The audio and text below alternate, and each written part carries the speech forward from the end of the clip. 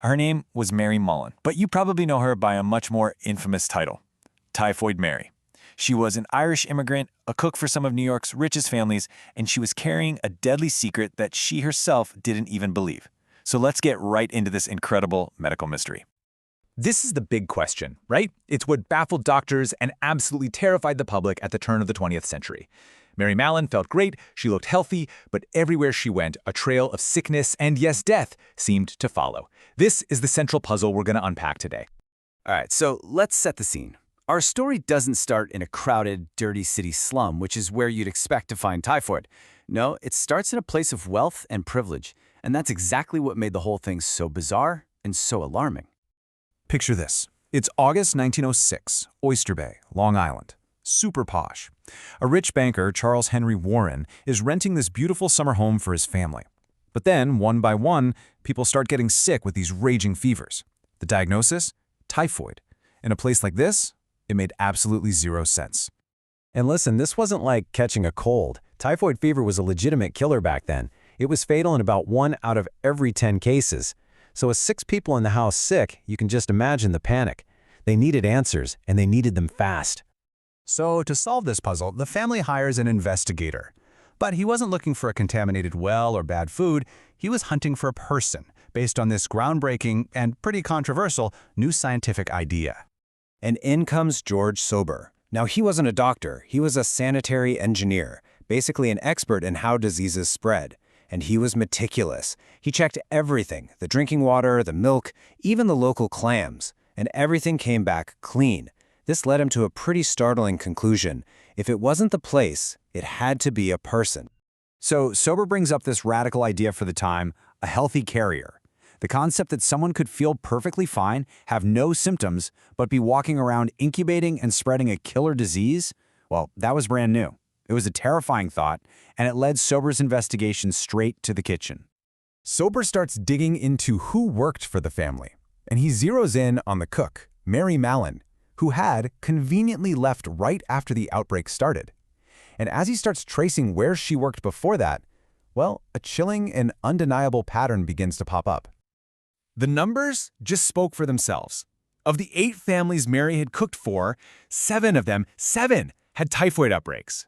All told, 22 people had gotten sick. This was way beyond a coincidence. Sober was sure of it. Mary Mallon was the source.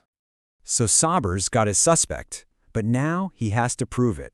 And confronting Mary Mallon, well, that turned out to be a lot harder and a lot more dangerous than he ever could have guessed. Sober finds Mary at her new job and tries to explain his theory. He asks for, samples to test. You have to see it from her side. She feels perfectly healthy, and this stranger is accusing her of spreading death. She was furious. She saw it as an attack on a poor immigrant woman, and yes, she literally came after him with a carving fork. Safe to say, she was not going to cooperate.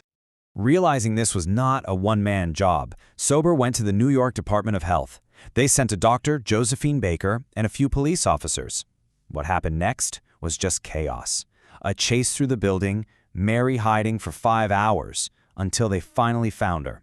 They captured her and took her, by force, to a hospital. And the tests, they confirmed everything. Her stool was swarming with typhoid bacteria. That diagnosis was basically a life sentence. Mary was immediately put on a boat and sent to North Brother Island, this isolated quarantine facility in the middle of the East River. She was locked away in a small cottage, a prisoner of her own body. But her story doesn't stop there. After 3 long years in isolation, she was actually given a second chance. A chance that she would, tragically, betray.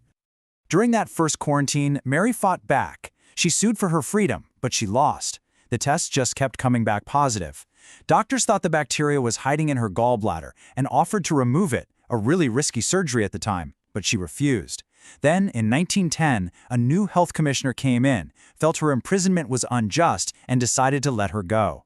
She was freed on one single, very serious promise. She would never, ever work as a cook again. Mary agreed. But cooking was all she knew. It was how she made a good living. So pretty soon, she vanished, took on a new name, Mary Brown, and went right back to the one job she was forbidden to do. 5 years pass. is 1915. A terrible typhoid outbreak rips through the Sloan Maternity Hospital in Manhattan.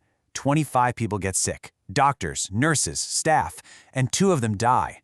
When the investigators start asking questions, they discover the hospital cook is a woman named Mary Brown. It was her. They'd found Mary Mallon again, but only after she'd left another tragedy in her wake. Mary was sent back to North Brother Island, and this time, it was for good. Her second chance was gone, her fate was sealed. And her story leaves us with some really difficult questions about her life and what was done to her. When all was said and done, the official record held her responsible for a staggering number of infections. She was proven to have sickened at least 122 people, Leading to the confirmed deaths of 5 individuals. And for all of this, she would spend a grand total of 26 years of her life in forced quarantine. She never left North Brother Island again. In 1932, she had a massive stroke that left her paralyzed. She spent her last 6 years in the island's hospital and died in 1938, completely alone. So, how are we supposed to look back on her story? It's so complicated. From one angle, her rights were just trampled. She was locked up without a trial, treated like a laboratory pet, constantly tested, but maybe never truly educated on her own condition. But then you flip it around, and you look at it from the public health side. They had no antibiotics, no cure. What other choice did they really have? Her quarantine, as awful as it was for her, almost certainly prevented hundreds more from getting sick and dying. Mary's case really forces us to ask this fundamental question, and it's just as relevant today as it was 100 years ago.